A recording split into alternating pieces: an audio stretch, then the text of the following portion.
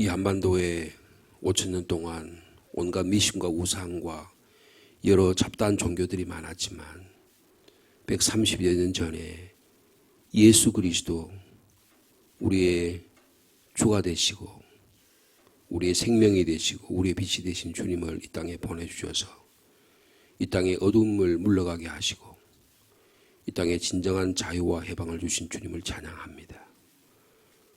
세상의 헛된 신을 벗어버리고 세상의 헛된 우상을 벗어버리고 오직 하나님만 높일 수 있는 민족이 되게 하여 주시옵소서. 인간의 모든 부귀와 영광, 거짓과 불의가 우리의 삶과 가정과 이 땅에 물러가게 도와주시고 하나님의 공의와 정의, 하나님의 나라, 하나님의 의를 이루는 이 나라가 되기를 원합니다. 시기와 미움이 사라지게 하시고 하나님의 나라를 만들어가는 복된 나라 되기를 원합니다. 정치, 경제, 사회적으로 매우 혼란스럽지만 하나님을 사모하는 자들이, 하나님을 예배하는 하나님의 교회들이 신실한 주의 백성을 주님이 남겨두신 줄 믿으니 그들을 통해서 하나님의 나라가 확장되게 도와주시고 사회가 소음과 빛의 역할을 능히 감당하게 가정이고 썩어져가는 사회가 새로워지는 해체되는 가정이 다시금 회복되는 은혜가 있도록 도와주시옵소서. 에세겔이 보았던 환상처럼 다 죽은 군대와 같지만 성령께서 호흡을 불어넣어 주시고 그들에게 말씀하시자 그들이 새로운 군대가 된 것처럼 우리 교회가 그런 성령의 충만함을 얻기를 원합니다. 말씀 위에 바로 세워주게 해주시고 회개의 역사가 일어나게 도와주시고 우리가 정말 하나님의 나라 만들어가는 믿음의 공동체 되도록 주께서 인도하여 주옵소서. 한 사람 한 사람에게 성령의 충만함을 더해주시고 이 가을에 주님과 깊은 영적인 호흡과 만남과 교제가 일어나도록 축복하여 주옵소서. 함께 모여 기도할 때 기도의 능력이 나타나는 믿음의 공동체 될 수 있도록 함께 해주실 줄 믿습니다. 예수님의 이름으로 기도하옵나이다. 아멘. 열왕기상 9장 10절에서 28절까지 말씀입니다.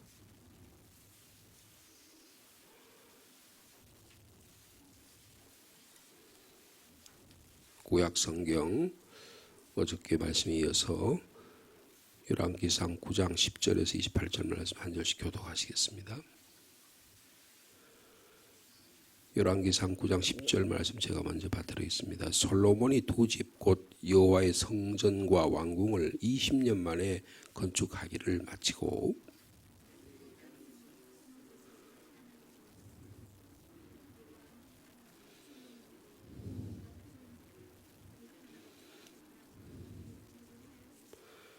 히람이 드로에서 와서 솔로몬이 자기에게 준 성읍들을 보고 눈에 들지 아니하여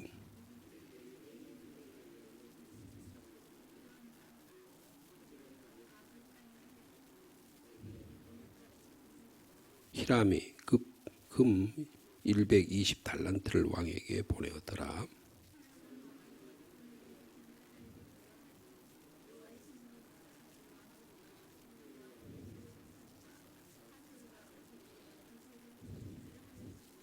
전에 애굽 왕 바로가 올라와서 게셀을 탈취하여 불사르고 그 성읍에 사는 가나안 사람을 죽이고 그 성읍을 자기 딸 솔로몬의 아내에게 예물로 주었더니 또 발랏과 그 땅에 들에 있는 다드몰루와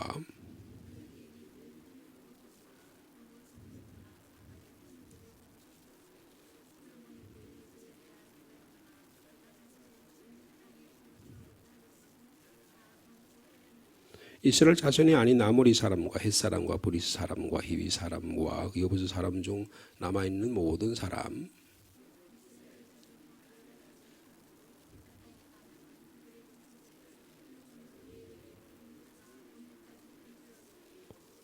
다만 이스라엘 자손은 솔로몬이 노예를 삼지 아니하였으니 그들은 군사와 그 신하와 고관과 대장이며 병고와 마병의 지휘관이 됨이었더라.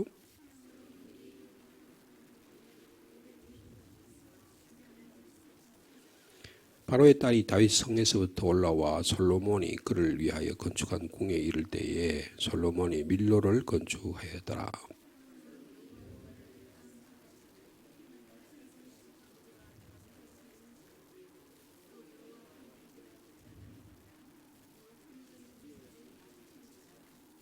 솔몬 왕이 에돔 땅 홍해 물가의 엘롯 근처의 에시온 게벨에서 베들을 지은지라.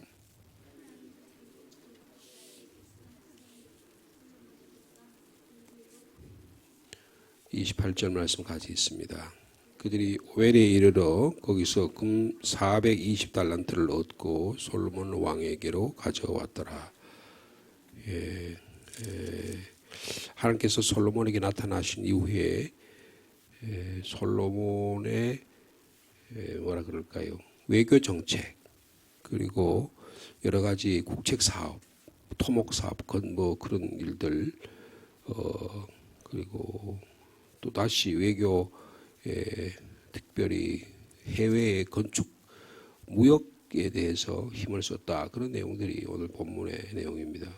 한마디로 말하면 하나님께서 축복해 주셨다는 거예요. 하나님께 온전히 1,000번제를 드리고, 그러니까 솔로몬이 한 40년 통치를 했잖아요.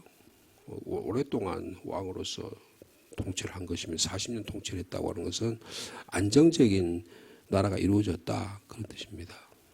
자꾸 지도자가요 자주 바뀌면 그 공동체나 그 나라는 너무 힘듭니다. 리더십이 바뀌게 되면 정책도 바뀌어야 되고, 또 그에 따르는 모든 브레인들, 이런 사람이 다 바뀌어야 되기 때문에 엄청난 변화를 따르지 않을 수가 없는 것입니다.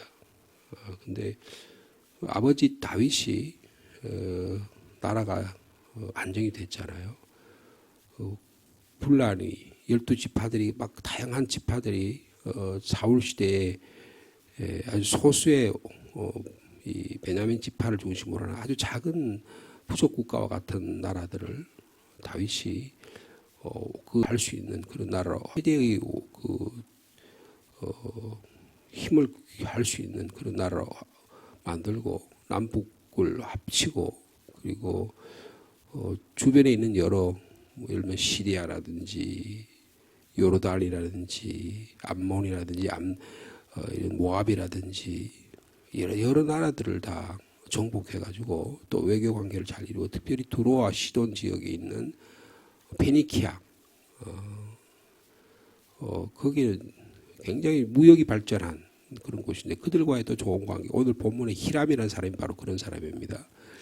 그런 나라와의 또 좋은 외교 관계를 통해서 나를 안정적으로 취하게 되고, 하나님께서 이 솔로몬의 기도를 들으시고 약속한 대로 큰 축복을 해주는 내용이 오늘 본문의 내용이 되겠습니다. 그래서 솔로몬은 이 하나님이 주시는 이 기도에 주셨던 그 지혜, 그리고 기회를 국가의 안정과 번영을 위해서 노력했던 것을 모습을 볼 수가 있습니다. 하나님을 사랑하고 하나님의 계명을 지키는 자에게 약속해 준 그 약속을 솔로몬은 믿고 힘있게 일들을 힘써 나갔던 것을 볼 수가 있어요. 그래서 그 내용이 10절에 보면, 9장 10절에 보면 20년 만에 건축하기를 마치고라는 말 속에 있습니다. 그러니까 하나님께서 여호와의 성전, 그리고 자신의 화려한 왕궁을 짓는 일이 엄청난 많은 에너지를 소모하고 또 노동력과 또 재물을 사용했을 텐데, 거기에 가장 중요한 역할을 했던 사람이 누구라 그랬어요? 히람이라고 하는 사람이라는 것입니다. 히람은 두로와 시돈 지역의 왕이었는데 자기 아버지 다윗 때에 그 히람의 아버지와의 관계가 좋았고, 또 이때 다시 히람과 솔몬 관계가 좋아서 이 건축하는데 아주 절대적인 1등 공신이 바로 히람입니다. 그래서 이 히람에게 갈릴리 땅의 성읍 20곳을 히람에게 주었다 그랬습니다. 갈릴리 땅이라고 하는 것은 예루살렘 북쪽이잖아요. 그러면 두로와 시돈 지역과 가까운 곳입니다. 그러니까 오히려 이스라엘 땅 입장에서 보면 땅을 줬다고 하는 것은 하나님이 지파에게 준 땅을 줬다고 하는 것은 어떻게 보면 불만스러울 수 있어요. 근데 역대하 8장 2절에 보면요. 이 히람이라는 사람이요. 이 땅을 다시 되돌려주는 장면이 나옵니다. 그래서 하나님의 영역이기 때문에 하나님이 되돌려주는 영역이 나와요. 근데 오늘 본문에는 뭐라 그러냐 하면 두로왕 히람이 솔로몬에게 그 온갖 소원대로 백성 백향목과 잣나무로 금을 제공했기 때문에 그 자기 관리 땅 20성읍을 줬다 그랬어요. 근데 거기에 준 것에 대한 히람의 반응이 어떻습니까? 12절에 히람이 두로에서 와서 솔로몬이 자기에게 준 성읍을 둘러보고 눈에 별로 들지 않았다 그랬어요. 근데 또 더 이상한 사실은 그래서 반응이 뭐냐면 내 형제 내게 준 이 땅이 성읍이 이러한가 하고 가보리란 말 아니 마음에 들지 않는다 이렇게 평가를 했어요. 그런데 이상한 일이 있어요. 근데 14절에 보면 히람이 급 120달란트를 왕에게 보내었다 그랬습니다. 엄청난 한 4톤 정도 되는 금을 솔로몬 왕에게 보냈다는 거예요. 이게 무엇에 대한 대가입니까? 지금 땅에 대한 대가로 다시 또 줬다는 거예요. 사실은 솔로몬 왕은 왕궁을 짓고 궁전을 짓는데 많은 물질을 희사하고 또 도와준 그 보람에 대해서 공에 대해서 보답하는 차원에서 갈릴리 땅을 줬는데 이상하게도 마음에 안 들어 하면 그냥 그럼 뭐 다시 되돌려 주든가 뭐 이렇게 했어야 되는데 어떻게 해요? 거기에 대해서 또 금을 120달란트라 왕에게 보내었다 그런 표현을 하고 있습니다. 여러분 내일 보실 본만이 말씀입니다. 10장 10절 한번 보실까요? 스바라는 여왕이 나타나서 솔로몬을 칭찬하는 내용이 나타났는데 10장 10절에 보면 이에 스바가 여왕인데요. 그가 금 120달란트와 많은 향품과 보석을 왕에게 드렸다 그래서 여기에 금 120달란트가 있죠. 그 금 120달란트라는 것은 솔로몬 왕에 대한 공경을 이야기하는 것입니다. 그러니까 다시 말하면 무슨 뜻이냐 하면 솔로몬의 지혜가 뛰어났다 그런 거예요. 그 솔로몬의 지혜에 감탄하면서 좀 불만스럽지만 거기에 반응하는 내용이 오늘 본문에 여기에 등장하고 있는 것입니다. 솔로몬과 히람과의 우애 관계 이게 솔로몬과 히람이 살아있는 동안에는 이것이 지속이 됩니다. 그런데 이게 솔로몬이 죽은 이후에 이 히람과의 관계가 두로와 시돈과의 관계가 깨어지게 되는 것을 볼 수가 있습니다. 그래서 이 동맹을 지속적으로 보여주기 위해서 히람에게 이 땅을 주었는데 대가로 성읍들을 넘겨주었는데 히람이 말이에요. 별로 마음에 들지 않았어요. 그러면서 뭐라고 표현했냐면 내 형제요 그렇게 표현했었어요. 내 형제요. 13절에 있죠. 내 형제 내게 준 이 성읍들이 이러한가 별로 마음에 들지 않지만 그러나 아주 공경을 표현하면서 그렇게 한 것입니다. 여러분 오늘날 우리나라가 미국과의 관계 또 일본과의 관계, 중국과의 관계, 러시아와의 관계, 여러 나라와의 관계가 외교 관계가 있잖아요. 그런 외교 관계를 잘 맺는 일이 대단히 중요하다고 볼 수가 있는 것입니다. 이거를 한쪽에 너무 치우친다든지 또 잘못된 외교 언어적인 수법을 사용해가지고 그렇게 한다든지 이런 것들은 엄청난 손실을 가져올 수 있다고 하는 것을 볼 수가 있는 것입니다. 그러니까 얼마나 이 솔로몬이 지혜롭게 외교 관계를 했느냐 하는 것을 볼 수가 있는 것입니다. 솔로몬의 지혜를 강조하기 위해서 히람이 마음에 들지 않음에도 불구하고 내 형제 하면서 오히려 금 120달란트를 솔로몬 왕에 갖다 바치는 그런 어떤 지혜를 발동한 나라 왕 그것을 찬양하는 내용이 오늘 본문의 내용이라고 볼 수 있습니다. 그 다음에 16절부터는요 20절까지 내용은 뭐냐면 이 솔로몬의 건축 토목 사업입니다. 여러분 국가가 안정되고 하려면 건축과 토목 사업이 일어나야 돼요. 사회 간접 자본이 확충이 돼야 된다는 거예요. 여러분 우리나라가 사회 간접 자본이 많이 확충이 되었습니다.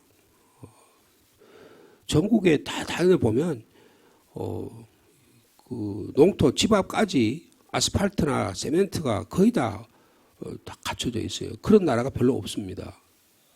우리나라처럼 그렇게 교통이 발전된 나라가 없어요. 그래서 그러는데 독일의 나라가 고속도로가 아우토반이 발전돼서 그러는데 저희 집에 지금 독일에서 오신 분 두 분이 방문해서 계신데 그분하고 이야기를 해보니까 우리나라가 훨씬 더 교통이 더 잘 돼 있대요. 도로가 너무너무 잘 돼 있다는 거예요. 근데 지금 이 솔로몬이 그 건축과 토목 사업을 힘썼다는 거예요. 엄청난 일을 했다는 것입니다. 근데 이 일은 5장 13절과 18절에 이야기가 있었어요. 그래서 이 토목 사업과 건축 사업에 대한 얘기. 근데 여기 보면 그 15절에 보면 솔로몬 왕이 역군을 노동자를 일으켰다는 거예요. 노동자를 사용했다는 것입니다. 근데 그것을 뭐 하는 데 사용했습니까? 여호와의 성전을 짓고 자기의 왕궁을 짓는, 그 다음에 밀로, 예루살렘 성, 하솔, 무깃도, 게셀. 이것은 다 뭐냐면 이 방어 시설입니다. 예루살렘과 주변의 것들을 아버지가 이루는 왕들을 북쪽에 있는 것으로부터 남쪽에 이르기까지, 특히 하솔, 무깃도는 대단히 중요한 군사적인 전략입니다. 그래서 고고학자들이 하솔과 이 무깃도를 그리고 이 게셀을 이렇게 고고학적으로 살펴봤어요. 굉장히 중요한 시대. 오므리 왕조나 그 이후에 오므리 왕조나 이 솔로몬 시대에 쌓아놨던 성들이 발굴이 되는 거예요. 그러니까 이게 그대로 있었다는 것을 볼 수가 있습니다. 근데 그런 이제 역군을 일으키는데 그들은 어떤 사람을 사용했느냐? 여러분 20절에 보면 이스라엘 자손이 아닌 아모리 사람, 헷 사람, 브리스 사람, 히위 사람, 여부스 사람, 그러니까 여호수아 시대에 이스라엘 민족이 가나안 땅에 들어가서 가나안 7족속을 무찌르고 거기다가 12지파가 땅을 배분했잖아요. 근데 아직까지 완전히 정복하지 못한 족속들이 있었어요. 그들을 뭘로 썼다고요? 노동력으로 사용했다는 거예요.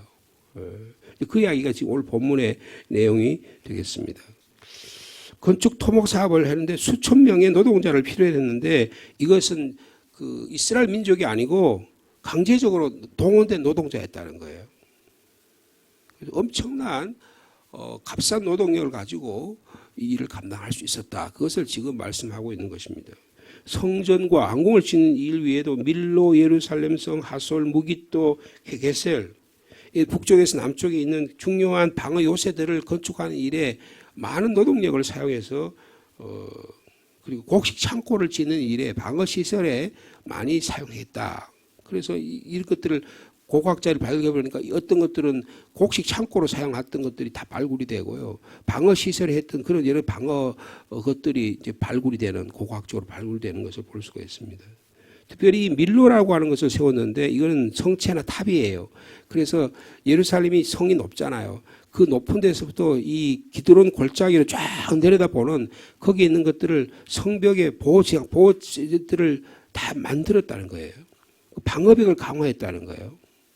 그리고 병거와 말들과 마병들을 위한 성읍도 건축한 그 엄청난 군사력을 쌓게 되었다. 그렇게 말씀하고 있습니다. 여러분, 그 나라가 안전하기 위해서는 국방력이 강화돼야 됩니다. 남을 정복하기 위해서 하면 안 되겠지만은 국가를 안전하게 지키기 위해서는 강화돼야 돼요. 지난번에 10월 1일 날 저는 윤석열 대통령이 정치를 잘하는지 못하는지 앞으로 평가해 봐야겠지만은 한 가지 잘하는 점이 있는 것 같아요. 10월 1일 날 군사력을 퍼레이드를 했잖아요. 처음으로 했단 말이에요. 대통령이 직접 거기서 보기도 하고. 그래서 어떤 의미가 있는 거예요? 우리도 군사력을 강화한다. 그래서 국민들로 하여금 이게 대외 내용보다 국내 내용이 더 강하다고요. 우리도 이런 점에 대해서 우리도 이렇게 강화시키겠다. 안전한 나라를 만들겠다고 하는 그런 어떤 모습을 보여주는 거거든요. 이건 대단히 중요한 의미가 있다고 봐요. 지도자로서는요. 그래가지고는 20절, 23절에 아까 말씀드린 대로 대규모 건축 사업 위에 많은 노동자를 동원합니다. 근데 이스라엘 사람들을 사용한 게 아니고 거기에 남아있는 가나안 7 족속들을 사용해가지고 그런데 그러면 이스라엘 사람들은 뭘 합니까? 이스라엘 사람들은 감독관으로 일하게 된 거예요. 감독관으로. 그랬죠. 22절에 이스라엘 자손은 솔로몬이 노예로 삼지 아니하였으니 그들을 군사와 신하와 고관과 대장이며 병거와 마병이 지휘관이 되었다. 그렇게 말씀해 주고 있습니다. 근데 또 독특한 내용이 24절이에요. 24절에 보면 24절 말씀 한번 읽어볼까요?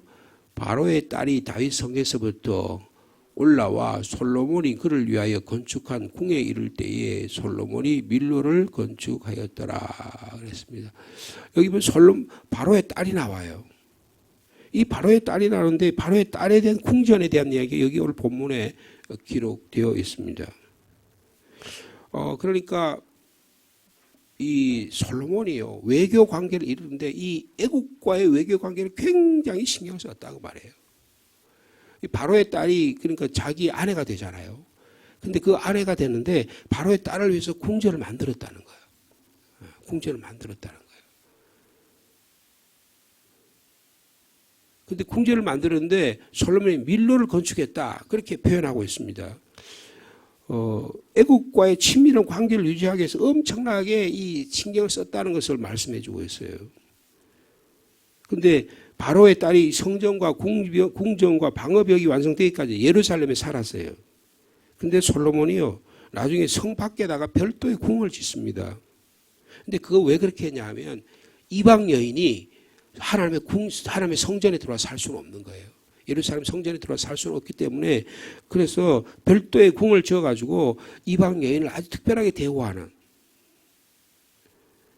그런데 이게 앞으로 이 솔로몬의 이 이방 여인들을 데리고 왕궁을 만드는 이 일들이 앞으로 하나님의 눈에 봤을 때 후반기의 삶 속에서 하나님의 심판의 대상이 되는 그런 것을 볼 수가 있는 것입니다.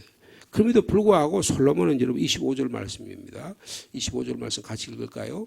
솔로몬이 여호와를 위하여 쌓은 제단 위에 해마다 3번씩 번제와 감사의 제목을 드리고 또 여호와 앞에 있는 제단에 분향하니라. 이에 성전 짓는 일을 마치니라. 늘 희생 제사를 드림으로 해서 하나님에 대한 예배를 강화했다는 거예요. 1년에 3번씩 번제와 감사의 제사를 드리는 무교절과 칠절과 초막절에 감사 예배를 드리는 일을 했다는 것입니다. 성전에서 해야 할 일을 정말 왕으로서 최선을 다해서 한 것을 볼 수가 있습니다. 그렇게 했더니 하나님의 성전 짓기가 마쳐졌다 그랬어요. 또한 솔로몬의 역할 가운데 여러분 오늘날 시대에서 우리가 좀 눈여겨봐야 될 게 26절에서 28절입니다. 이거 뭐 우리에게 별로 중요하지 않은 것 같지만 국가라고 하는 것을 경영하는 그런 입장에서 보면 엄청나게 중요한 일이 솔로몬 왕이 했다는 거예요. 여러분 25절, 26절, 26, 27, 28절 같이 읽어볼까요? 솔몬 왕이 에돔 땅 홍해 물가의 엘롯 근처에 에시온 게벨에서 배들을 지은지라 히람이 자기 종 바다에 익숙한 상공들을 솔로몬의 종과 함께 그 배를 보내매 그들이 오빌에 이르러 거기서 금 420달란트를 얻고 솔몬 왕에게로 가져왔더라. 여러분 지금 중동전이 막 확전이 되고 오늘 아침에 제가 신문을 보니까 이스라엘의 전국 세계에 있는 젊은이들이 전부 다 자기 나라로 다 간대요. 전쟁에 참여하기 위해서. 그러면 뭐 우리나라에도 이스라엘 사람들 꽤 많거든요. 젊은이들이 와 있는데 다 돌아간다는 거예요. 그러니까 자기 나라가 좀 위기에 처해 있다고 생각하는 겁니다.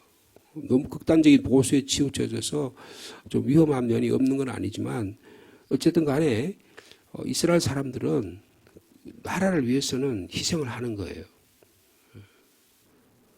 근데 이 솔로몬 왕이 이 홍해 그러니까 이 이스라엘 남쪽입니다. 그러니까 이스라엘은 지중해 쪽에 있는 거기를 통해서 보다는 이쪽 남쪽에 있는 그 에시온 개벨입니다. 에시온 개벨을 통해서 이게 지금 이걸 여기를 뭐라 하면 아카바만이라 그래요. 이 아카바만의 그쪽에서 아카바만의 동쪽은 사우디아라비아입니다. 이쪽 왼쪽은 애굽이에요. 에집트예요.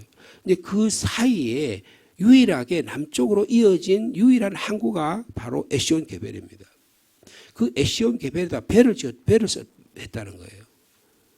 배를 지었다. 그 배를 짓는데 누구의 도움을 받았다 그랬어요?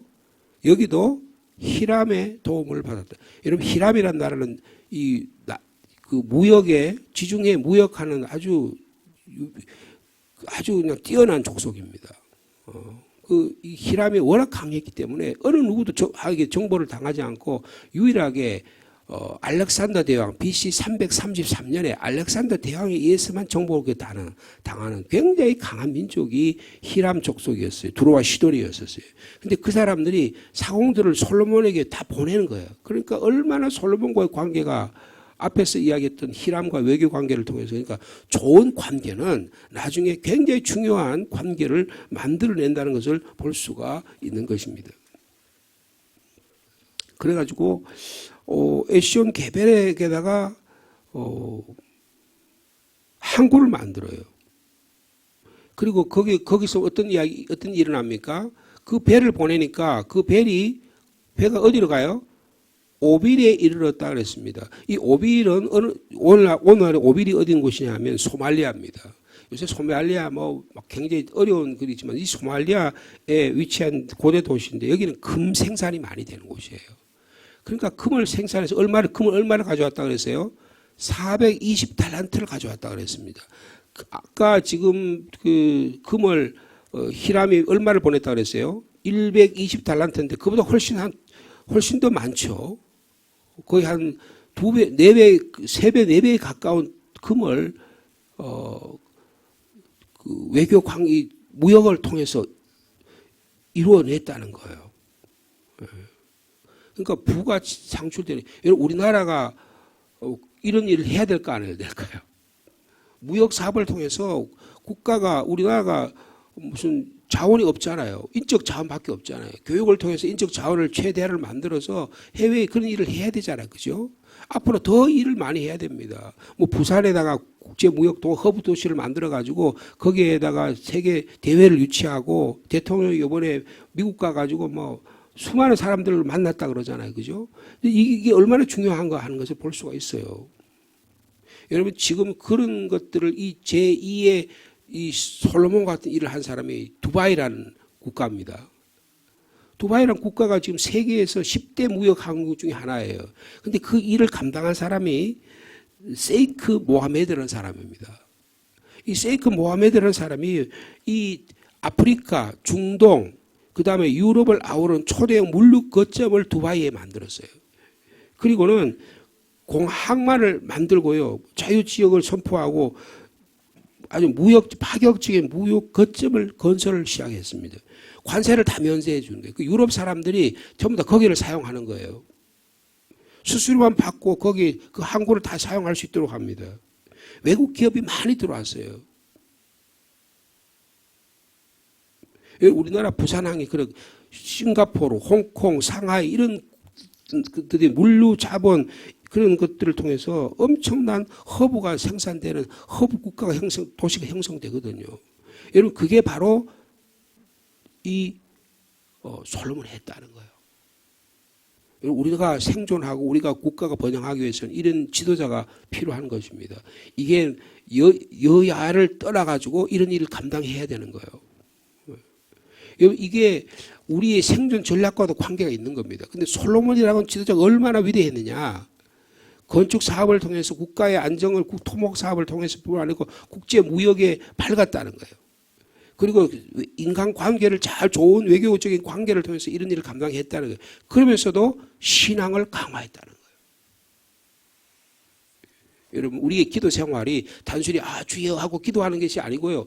이 기도의 능력이 우리에게 지혜를 주시고 통찰력을 주셔서 우리의 가정이 안정되고 우리의 상주 땅이 안정되고 대한민국이 안정되고 외교 관계가 넓혀지고 그다음에 국제에서 우리나라가 세계 7대 교회국으로서의 확정될 뿐 아니라 그게 세계 평화를 위해서 안정을 위해서 그리고 앞으로 또 다른 것들을 살아남기 위하고 또 생존을 위해서 중국이라든지 러시아라든지 일본과의 관계가 더 좋은 관계가 확대돼 가지고 그래 가지고 막 우리가 한 북한보다 수천 배 정도 힘이 강화되면 북한이 뭘 한데도 아무 소용이 없는 거예요. 그리고 우리 그러면서 국방력을 더 강화시키고 그러면서 힘의 우위에 서 가지고 이런 일을 감당하면요. 근데 그보다 더 중요한 게 뭐예요? 신앙이 강화돼야 된다는 거예요. 하나님 여러분 제단을 쌓고 지도자가 3번 하나님께 번제 감사의 제물을 드리고 하나님께 분향하고 성전 인진 일을 완전하게 마치는 그런 일을 감당했다는 겁니다. 여러분 우리 민족이 우리 교회가 약속을 하나님의 신실한 하나님의 약속을 믿고 살아가는 우리 교회가 되기를 원합니다. 하나님은 뭐예요? 그분을 사랑하고 그 계명을 지키는 자에게 복을 주시겠다고 약속해 주셨습니다. 이게 신명기에 통해서 우리에게 주신 거예요. 그런데 만약에 약속을 어기면 하나님께서 그 나라를 심판하시겠다 그러셨어요. 여러분 우리가 이 위기 가운데서 이 판단 가운데서 우리나라와 우리 교회가 하나님 앞에 하나님 사랑하고 말씀에 순종하고 우리 맡겨진 일을 사명을 감당할 수 있는 그래서 하나님 주신 축복을 누리는 저와 여러분의 가정 이 교회 이 민족이 되기를 축복합니다. 그래서요 외교적으로뿐만 아니라 국제적으로도 또 이 나라가 다시금 부흥하고 번성하는 그런 나라를 위해서 기도할 수 있는 저 여러분 되길 바랍니다. 오늘은 저희들이 노회가 있습니다. 우리 목회자들과 우리 총대 4분 되는 장로님들이 총대 가게 될 오늘 하루 종일 이 상주 지역에 한 170여 개 교회 우리 교단에 있는 교회들이 대표들이 모여서 노회장도 뽑고 본회장도 뽑고 임원들도 선출하고 이런 일이 감당할 텐데요. 또 우리 이 지역의 사회 감당해야 될 여러 가지 일들을 감당할 텐데 여러분 기도해 주시고 올바른 판단이 일어날 수 있도록 그리고 자기 교회나 안에 그냥 딱 갇혀가지고 우물 안에 개구리처럼 갇혀있는 교회가 아니고 우리 노회가 자립교회 자립노회가 됐어요. 영등포 노회나 서울 소노회에 도움을 받았는데 1년에 한 2억 정도 도움을 받았는데 그런 도움을 지금 다 받지 않습니다. 그러니까 이제 우리 여기 있는 교회들도 안정된 교회 그렇게 자립하는 교회가 될 수 있도록 그리고 성숙한 교회가 돼서 부흥하는 교회가 될 수 있도록 기도해 주시면 감사하겠습니다. 걸어가신 하나님 아버지 오늘 솔로몬의 외교 정책과 토목 사업과 여러 가지 일들을 살펴보았습니다. 솔로몬이 그런 일을 감당하게 한 것은 신실하신 하나님을 믿었기 때문입니다. 솔로몬은 기도의 사람이었습니다. 그런 위대한 지도자였지만 그보다 더 중요한 것은 하나님과의 관계를 결코 소홀하지 않았다는 것입니다. 하나님 이 나라 민족을 위해서 기도합니다. 이 나라 지도자가 하나님을 두려워하는 지도자가 되게 하여 주옵소서. 하나님을 두려워하는 신실한 지도자를 주님이 보내어 주시기를 원합니다. 겉으로 백성을 국민들을 신뢰하는 것처럼 말을 하지만 속으로는 썩어 빠지고 그들의 자기 이해관계에 물려서 하는 행동과 짓을 보면 저게 국회의원인가 저게 지도자인가 그런 생각을 할 때 우리가 너무나 답답할 때가 많습니다. 저희들의 책임입니다. 저희들이 잘못 뽑았기 때문입니다. 저희들이 선거에 저희들이 투표에 우리 한 표가 얼마나 소중한 것인가를 깊이 깨닫게 도와주시고 거기에 부정과 불의에 참여하지 않게 도와주시고 하며 나라 만든 일에 우리 믿음의 그리스도인들이 참여할 수 있도록 인도하여 주옵소서. 예수 믿는 그리스도인들이 훌륭한 올바른 정치가 많이 나타나게 하시고 정직한 경제인들이 많이 나타나게 하시고 외교와 국방과 여러 곳곳에서 신실하게 하나님의 나라 만들어가는 그런 나라 되기를 원합니다. 중동에 전쟁이 일어나니까 이스라엘의 젊은이 전 세계에 있는 젊은이들이 자기 나라의 전쟁을 위해서 돌아간다고 합니다. 주님 우리나라의 젊은이들이 전쟁이 나면 전 세계에 있던 유학하는 학생들이 우리나라에 돌아올까요? 주님 저희들이 심각하게 생각합니다. 자기 자신을 위해서는 수단과 방법을 가리지 아니하면서도 공동체를 위해서는 나라와 민족을 위해서는 어떻게 반응할지 심히 두렵습니다. 주님 이 나라 민족을 위해 기도합니다. 저 북한과 이 지정학적으로 굉장히 어려운 상황 가운데 이 나라를 주님 보호하여 주시옵소서. 지도자에게 올바른 판단력을 주시고 하나님 아버지 하나님의 교회가 믿음의 반석 위에 서서 나라와 민족을 위해서 기도하는 교회가 되게 하여 주옵소서. 우리 교회가 이 지역에 신실한 교회가 되기를 원합니다. 생명 살리는 교회가 되게 도와주시고 이 땅의 산업과 이 땅의 모든 일들에 대해서 우리 성도들 한 사람 한 사람이 정말 신실하게 열심히 자기의 삶의 분야에서 열심히 일해서 하늘을 만들어가는 빛을 발하는 우리 성도들 다 될 수 있도록 인도하여 주옵소서. 주님 오늘 경소노회가 열립니다. 구미 지역과 김천 지역과 상주 지역과 은경 지역에 있는 교회들이 함께 모여서 하나님의 나라 의논하며 하나님의 영광 돌리기를 원합니다. 자기 자신의 이해관계에 갇혀있는 그런 지도자들이 되지 않게 도와주시고 이 사랑하는 죽어간 영혼들을 살리는 구령사업과 또 하나님의 이 땅에 감당해야 될 귀한 여러 가지 하나님의 공의와 정의를 실현해 나가는 주의 종들 지도자들 될 수 있도록 주께서 역사하여 주옵소서. 저희 교회가 이 한 주간에도 감당할 일들을 잘 살펴보게 도와주시고 또 서로 모여 기도하며 하나님 나라 만들어가도록 주께서 축복하여 주옵소서. 개인적인 기도의 제목을 가지고 이 아침에도 주님 앞에 고개 숙인 사랑하는 영혼들이 있습니다. 주님 육신의 연약함으로 인해서 주님께 간구하는 기도의 제목도 들어 응답하여 주옵소서. 사업을 위해 기도하는 사랑하는 자녀들의 기도의 제목도 주님 들으시고 올바른 판단력을 주시고 지혜를 주시고 인내를 주시고 절제를 주셔서 잘 감당하는 우리 주의 종들 되게 하여 주옵소서. 사랑하는 자녀들 군문에 나가 있고 직장과 일터로 여기저기 흩어져 있는 자녀들이 있습니다. 한 사람 한 사람 주님 붙잡아 주시고 이제 입시철입니다. 주님 사랑하는 자녀들의 또 대학 진학과 앞으로의 진로도 주님 책임져 주시기를 원합니다. 예수님의 이름으로 기도하옵나이다. 아멘.